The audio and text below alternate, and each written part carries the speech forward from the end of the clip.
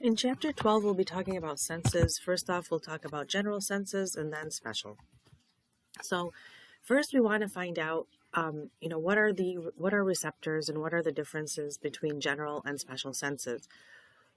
Well, receptors, you want to consider those like the antennas of the cells. Okay, so the cells have to figure out any changes that are occurring in their environment. And in order to pick up these changes, they pick them up using these sensory receptors. Those are going to be at the nerve endings of sensory neurons. They would then relay all of that information into the CNS using those sensory neurons. And we've got two different kinds of senses, general or special. General senses, those are widely distributed throughout the body, and those are going to relay sensory information from the skin, from the organs, and from joints. Special senses, those are the senses that are confined to the head and neck. So those include vision, hearing, equilibrium, taste, and smell. Any other sense is considered general senses. Now, we already talked about the sensory receptors. They'll respond to different stimuli. And because we have so many different stimuli, some of these stimuli could be chemical changes or mechanical changes. We'll find out that we have different kinds of receptors. And each receptor is going to pick up a certain type of environmental change. So you'll find that, for example, the receptor that is more sensitive to thermal changes, temperature changes, will not be picking up information maybe about chemical changes. There is a difference between sensation and perception. So sensation is the feeling that occurs when you are aware of whatever kind of sensory information. So you are aware, for instance, that you are hearing this lecture. Okay, so that would be your sense of hearing. Perception, though, would be how do you interpret the information? Are you getting the information, or is this too hard and you feel like, okay, I need to go back and rewind this? So sense is the actual very primitive awareness that there is something going on, while perception is how do you feel about that something? Okay, so for example, sense of pain, that would be just a sensation, while the perception would be that, oh, I'm about to step on a tack and now I have to avoid that pain. Remember, we said that we have different kinds of stimuli, and that's why we have 5 major kinds of receptors. So chemoreceptors respond to changes in chemical concentration.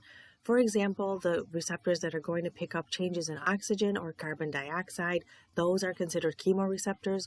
We will also find that smell and taste are considered chemoreceptors too.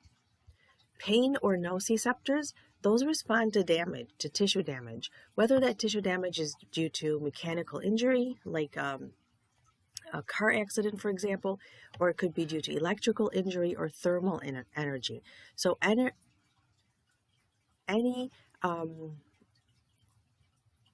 kind of energy that will lead to tissue damage and release of chemicals from dead cells would lead to the irritation of these pain or nociceptors. Thermoreceptors, those respond to change in temperature. So we have cold and hot receptors. Mechanoreceptors respond to changes in mechanical force. For example, touch, vibration, pressure. Photoreceptors, those respond to light, and they'll find them in the eyes. Okay, let's talk a little bit about sensory impulses. When the receptor is stimulated, as we said, the receptor is found at the end of the sensory neuron. When they are stimulated, that will lead to a change in the membrane potential. So remember, we talked about the resting membrane potential. Well, now that there is a stimulus and the receptor is responding to that or picking it up, like we said, it kind of works as an antenna, that is going to lead to a change in the resting membrane potential. If it hits the threshold of -55, then we are actually going to sense that change, or we'll sense that stimulus. But if it does not reach that Threshold potential, that means that whatever stimulus it picked up, we are not going to sense it because it will lead to a graded or just a local potential change that happened at the level of the receptor, and it is not going to reach the brain. Now, sensory adaptation is where we have the ability, our CNS has the ability to ignore unimportant or continuous stimuli. So let's say, for example, you have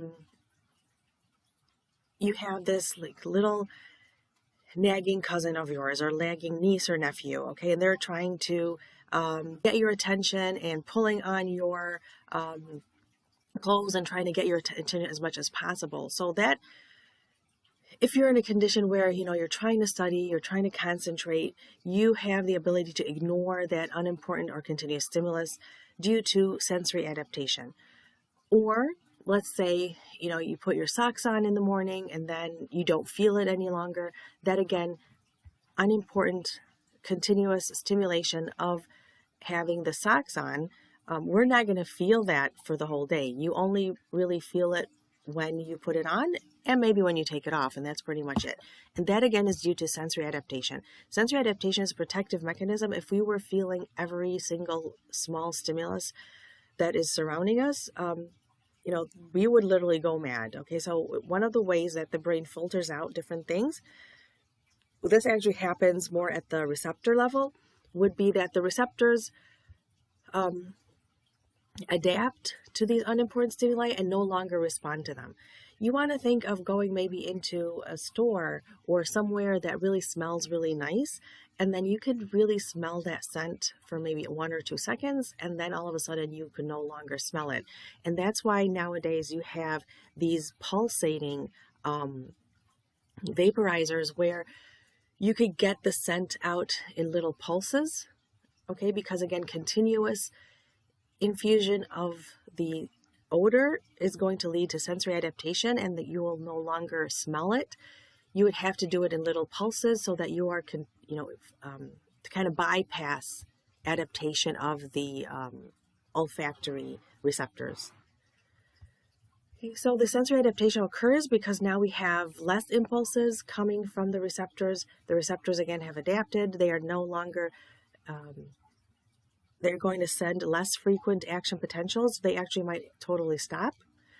And sensory adaptation is really found, you'll find it in the olfactory receptor, so in the sense of smell, and thermoreceptors. So as you go into a pool and it's really cold, it'll be cold like for the first 1 or 2 seconds, and then your body gets used to it because your thermoreceptors can fastly adapt to that temperature. Things that do not adapt very well are like pain receptors, and that is because pain is protective, so you don't really want to adapt to the pain. You want to be able to always experience it in order to get medical attention and get it taken care of. I'll start general senses in our next part.